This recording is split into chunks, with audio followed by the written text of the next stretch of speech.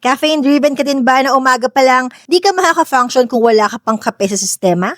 Pero mas health-conscious ka na ngayon, kaya leaning to healthier choices ka.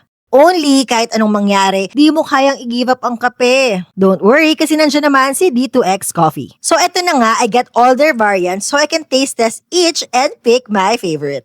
They have coffee mangosteen strong, coffee mangosteen caramel, and coffee cream mangosteen. Meron din silang coffee mangosteen choco, instant salabat mangosteen green tea, at salabat mangosteen turmeric and honey flavor. But wait, there's more! They also have natural stevia, low-calorie sweetener, at twin pack of coffee mangosteen and coffee cream mangosteen. Healthier alternative talaga these products of D2X compared to your regular coffee and tea. Meron kasi siyang mangosteen na rich in antioxidants and vitamin C to boost the immune system.